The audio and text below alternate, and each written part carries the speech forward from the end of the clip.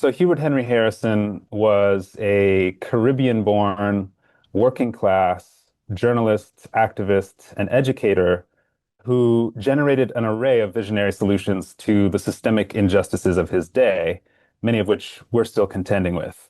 So after blazing a trail for Black workers and organizers in the Socialist Party and in the Patterson Silk Strike of 1913, Harrison then emerges as the most prominent Black freethinker and free lover of his generation. He practiced armed self-defense. He called for an anti-capitalist, anti-imperialist colored international alliance of colonized peoples in the face of European colonialism in Africa, Asia, and Latin America. And most spectacularly, perhaps, Harrison's Liberty League of Negro Americans catalyzed the rise of Marcus Garvey and the largest international organization of African people that we've ever seen. But because of his fearless radicalism and many other factors, the full scope of Harrison's revolutionary legacy has essentially been erased from popular memory. And that is why I wrote this book, because Harrison is an extraordinary and important thinker of the 20th century, one of America's greatest minds, according to many of his contemporaries. And yet, so few people know about him. So you describe him as having inspired Garveyism and influenced Garveyism. At the risk of being parochial, can we take a step back for people who might be asking, well, what is Garveyism in the first place and why does it matter to me? Absolutely. So Marcus Garvey and Garveyism, the larger movement that he initiated and inspired that we think of as Garveyism, had a deep impact on a whole generation of Black nationalists and African anti-colonial figures. People like Kwame Nkrumah, the first head of state in the newly independent Ghana, said that Garvey had a bigger influence on his thinking than any other figure. People like Jomo Kenyatta, Nnamdi Azikiwe, and of course, most germane perhaps to a U.S. audience, both of Malcolm X's parents, both Earl Little, his father, and Louise Langdon Little, Malcolm X's mother, were both active members of the Garvey movement in Michigan, where Malcolm X largely grew up. Malcolm X was reared in a Garveyist household, in other words. And so Garvey and Garveyism had this massive impact across countries, across the world, inspiring racial pride in Black folks and a sense that they deserved sovereignty. There was a song back in the early 20th century called "Every Race Has a Flag But the Coon," and this was used to taunt people of African descent and in particular Black folks in the diaspora, as if to say, you don't have a country, like, look at how inferior you are.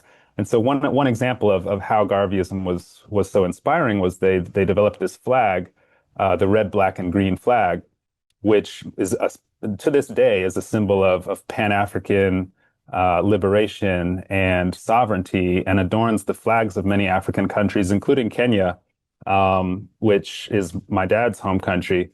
And many others. I mean, the flag of Ghana has a black star in the middle of it as an homage to Garvey's Black Star Line, this shipping company for Black folks that he tried to develop. So yeah, Garveyism is a huge factor in the history of African and Black nationalism, and I think someone that cannot be ignored for anybody who takes seriously the history and politics of Pan-Africanism. So let's set the stage for the sort of political context in which this is all emerging, in which Harrison is becoming a sort of relevant and influential figure.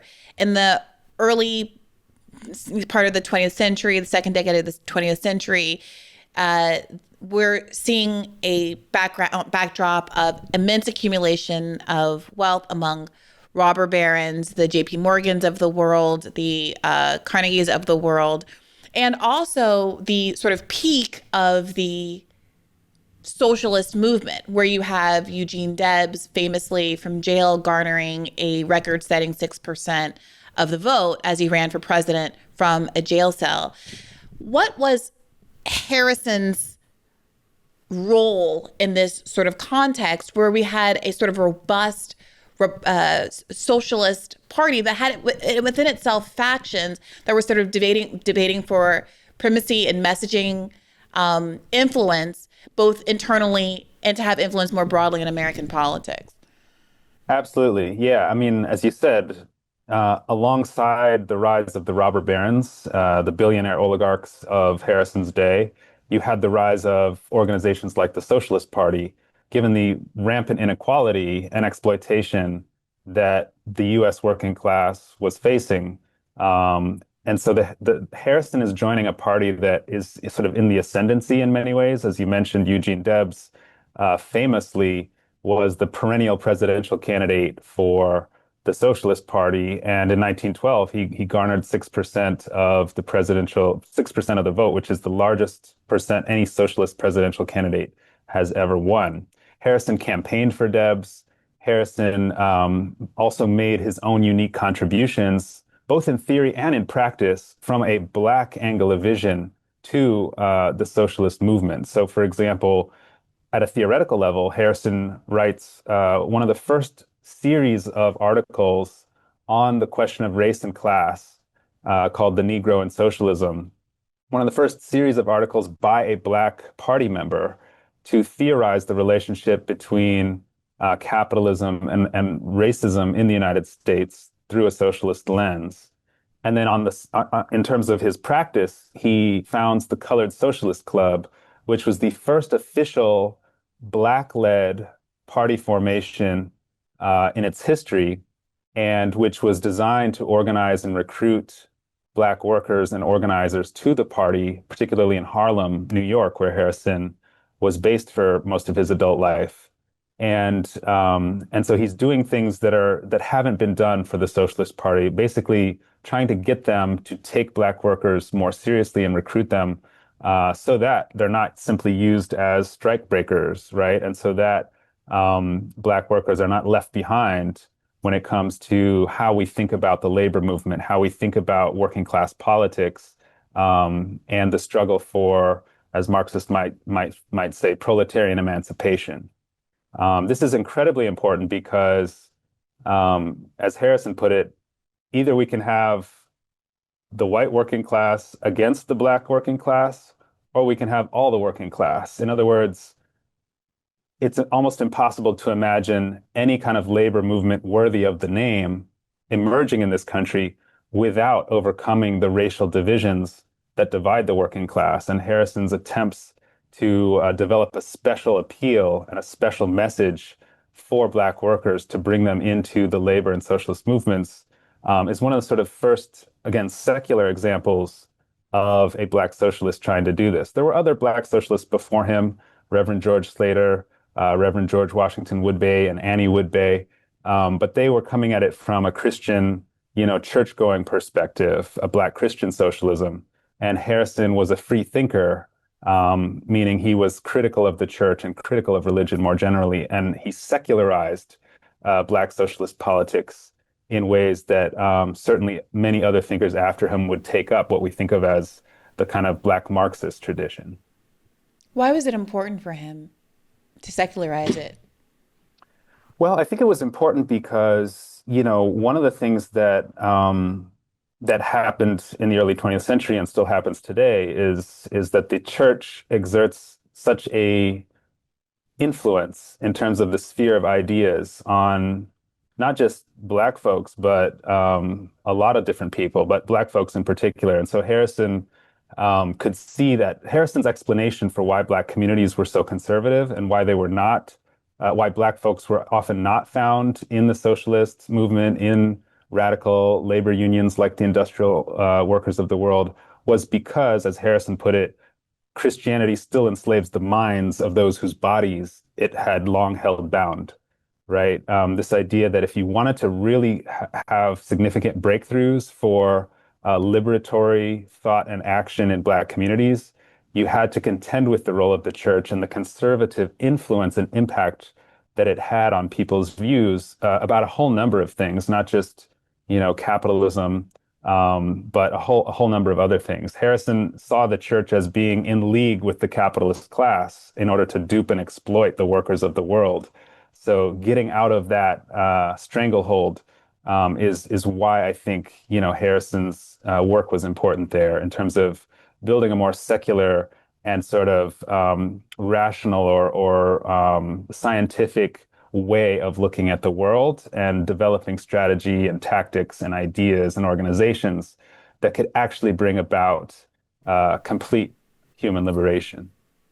Yeah, I want to come back to this point a little bit later, just because it's one of the themes that feels very recurring and very prescient for us today as we look at the ways in which not just the Black vote, generally speaking, to the extent that it tends to be somewhat less left as compared to the broader population, less so in the under 40 cohort, but certainly we all remember the Bernie Bro trials of 2016 and to a lesser extent 2020, where the fact of Bernie garnering less Black support than, say, Hillary Clinton or Joe Biden was used as a justification more broadly as to why people who were undecided, fence sitters, et cetera, should go ahead and side with the establishment, even if they were interested in the messaging that was coming from the left. And this was framed as an electability issue, but it was also framed as a sort of moral issue where Black voters were seen as a sort of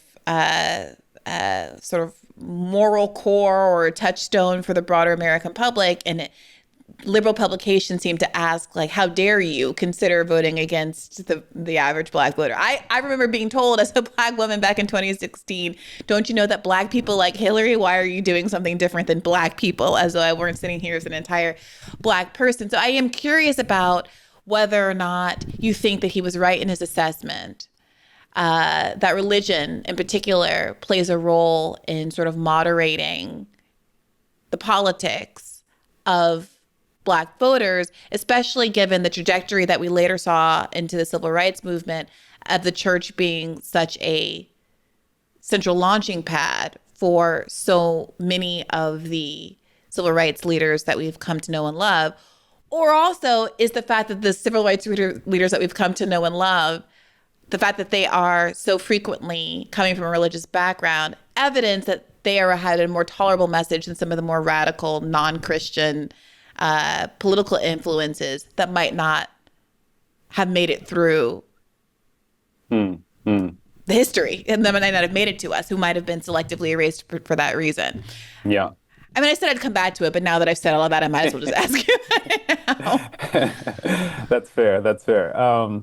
Yeah, I mean, it's a little bit dangerous to generalize too much about the Black church because obviously there's heterogeneity within Black, church-going communities. I mean, for example, there is a tradition of what we might call Black liberation theology, right?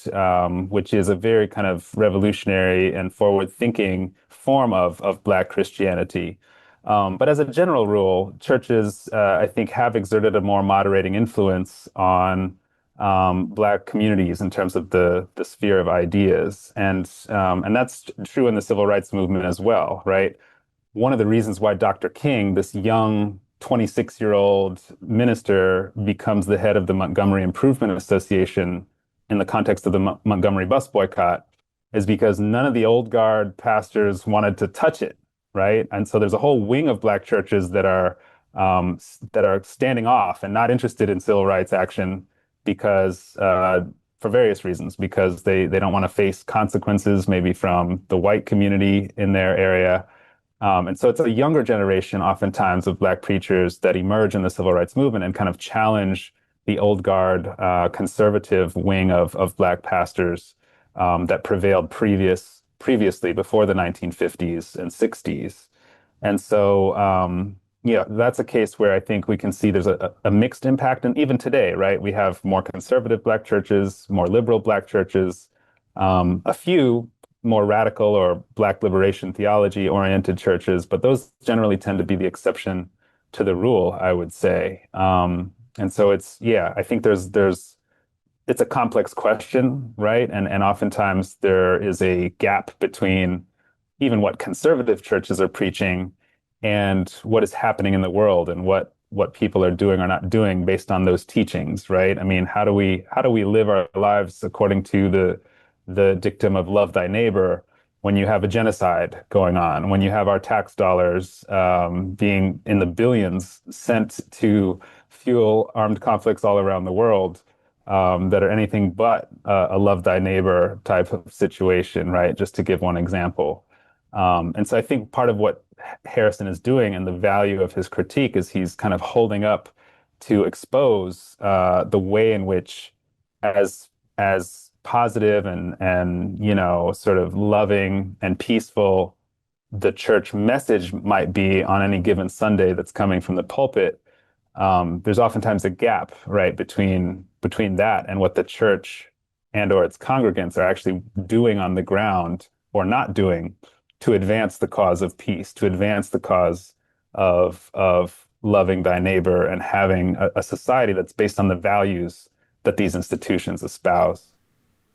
I mean, in some ways, it feels like it's not actually, the institution itself that has a value one way or another. They're very value neutral, and it's sort of how people are choosing to frame the messaging. And this comes back to this recurring story of co-optation, which has been a theme of recent episodes of this podcast, to be honest. It just keeps coming up.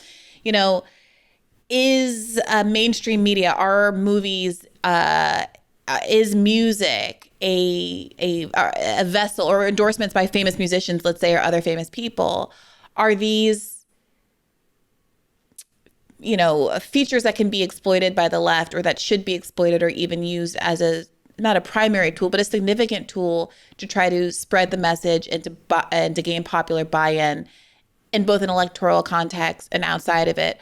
Or do we believe that the establishment has such a greater ability to influence these kind of establishment networks? Like, we had a recent debate about Superman, DC and Marvel movies, things like that.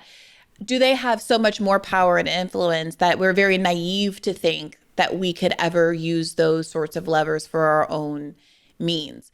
Should we get excited when there's a pro-Palestine message seemingly embedded in a Superman film, or at least people are taking it that way?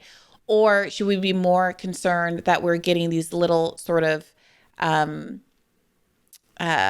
release valves, if anything, for our anger and frustration, and that we're being given sort of false victories in order to pacify us against a growing anger that could tumble over into genuine radicalism?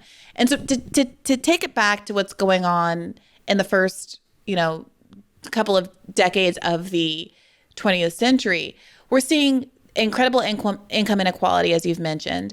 We're seeing also World War I. We're seeing the backdrop of the Bolshevik Revolution as well. So a kind of a powder keg for sort of a revolutionary ideas. And the Socialist Party is being fed by this. Can you help us understand Harrison's role in all of this? Because it feels like a really mighty claim to say, here's a guy who's one of the foremost, most original, most influential Black Marxist thinkers, and I've never heard of him before. So can you give us a sense of who he's interacting with, what role he's playing in these debates within the Socialist Party, particularly about race and the posture the party should take with respect to the quote unquote race question? Hmm. Absolutely. Yeah, I mean, Harrison, to put it simply, Harrison lived in a time of world revolution, because not just the Russian Revolution, but there were revolutionary upheavals throughout Europe and throughout the world, frankly. I mean, in this country, we had, for example, the Seattle General Strike of 1919, in which workers effectively took over the city of Seattle and ran it in their own interests for a short time. And so it's the stakes are very high in that sense. Harrison's living at a time where everything is possible, and it seems like, radical social transformation is on the agenda. Of course, to get there is another story. One of the things that Harrison was arguing to the socialists, which is a critical argument and one that other black socialist and Marxist figures after him would also make, was that black communities, generally speaking at that time, were the most thoroughly proletarian communities of any, right? The most thoroughly working class communities and the most thoroughly exploited within the working class. And it's not difficult to understand why that is, right? Most people of African descent were literally brought here from the shores of Africa as enslaved laborers, right? They were brought here to do work. They were brought here to build up the capitalist system in the United States and in other parts of the diaspora where they were enslaved. And so, unfortunately, the Socialist Party um, did not take African Americans or Black workers very seriously, despite the key role and central role that they had played historically in building up the country. And so what Harrison was saying to the party was, look, if we don't actually recruit Black workers and organizers and leaders to the party, we're never going to achieve the kind of working class unity in the struggle for socialism that would be required for that struggle to be successful. And one of the examples he would often give was just look at the strikes that were taking place, which again, there are so many strikes in the context of the early 20th century and the inequality and all the rest of it. Oftentimes, the capitalists would bring in Black strike breakers. Number one, because they were cheaper to hire than the average white worker.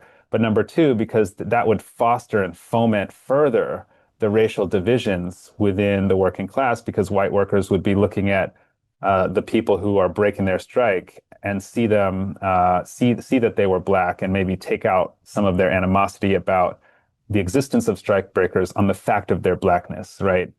Harrison was very clear that the capitalist system uses racial oppression and prejudice against the Negro, right, or Black folks, as part of how it is able to perpetuate itself and prevent the kind of class consciousness that would be necessary if workers were to actually advance as a whole within the capitalist system and their struggle against it.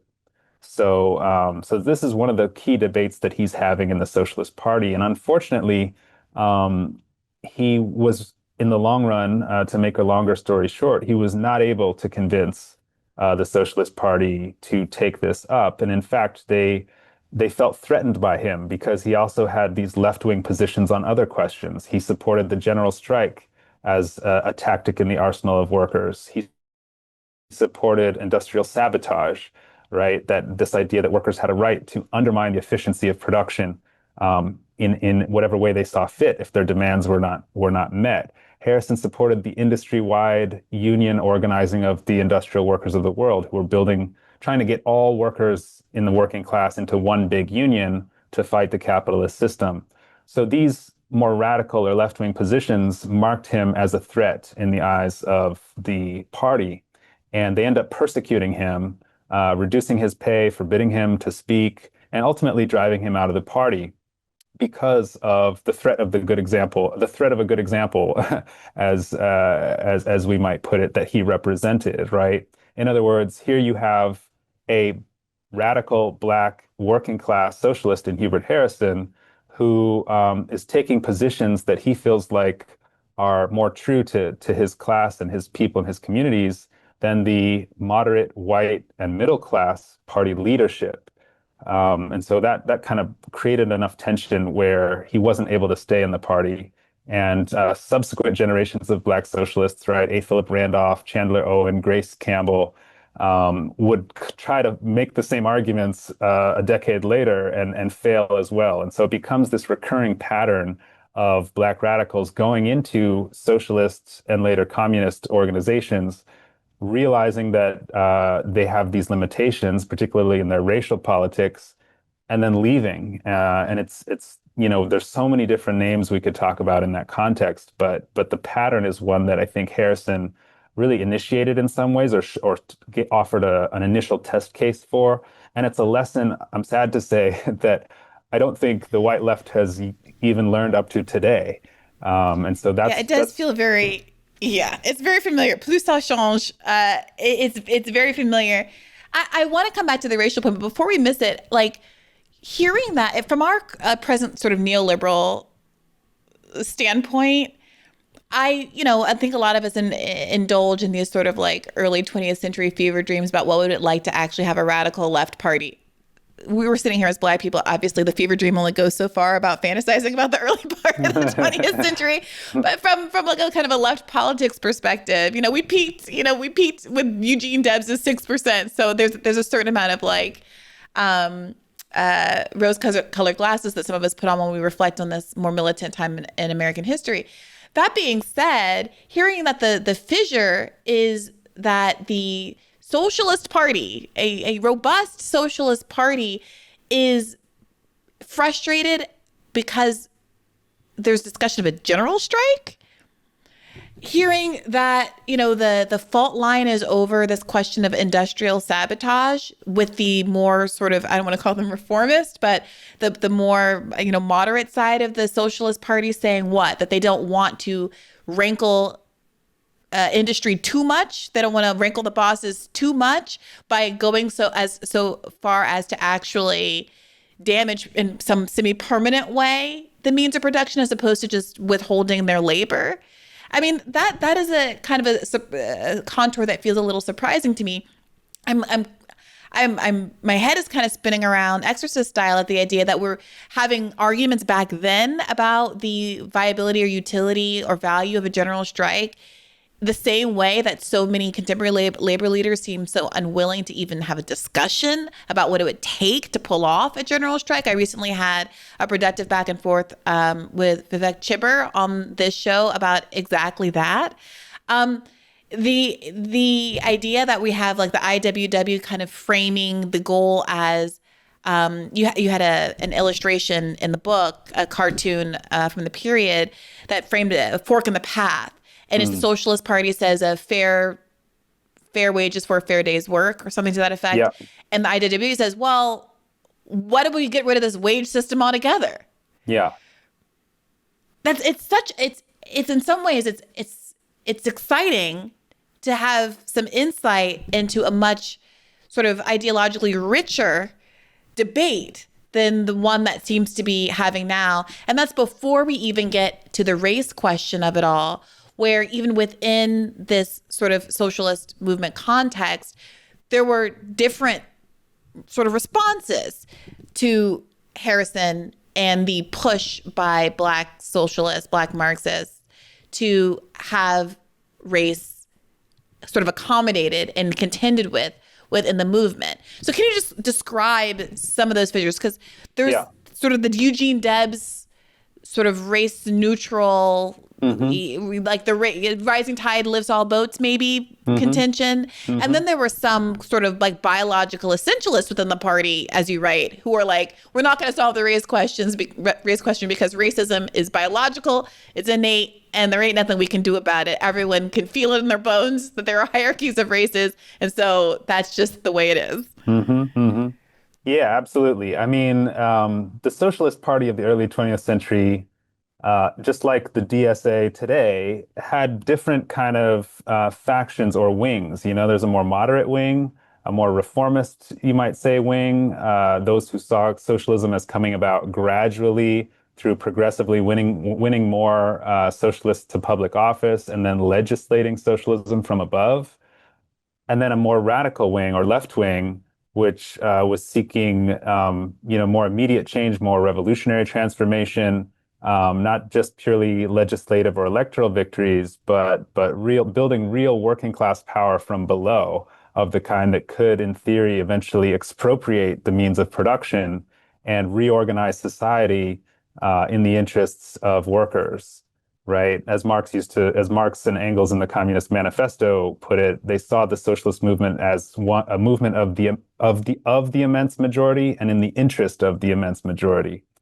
And so, of course, within that context, then as now, you had people like the labor union bureaucracy, right, who represent a kind of intermediate social layer between capital and labor, right? So union bureaucrats and leaders are oftentimes sitting at the same table, negotiating with the bosses about labor contracts and so forth, working very closely with the Democratic Party to enact the kind of reforms that are often surface level, meaningful, but surface level, ultimately not radically transformative.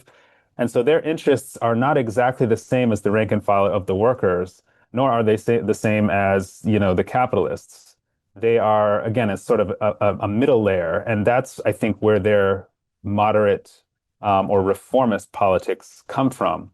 Meanwhile, at the rank and file level, you have workers being exploited in the coal mines, in steel, in the steel workers in the steel industry, child laborers, and of course, sharecroppers and convict laborers in the South, in Black communities, domestic workers, right? Black women working in the homes of white families, and so, depending on your class position, right, you might actually want more change than the union bureaucrats are even interested in. And in some ways, I think they feared the general strike, and they feared some of these more radical actions because they knew that it might threaten their position as the kind of reliable intermediaries in a class collaborationist mode of thinking vis-a-vis the bosses. And in fact, the government plays a role here because, advocating industrial sabotage was illegal.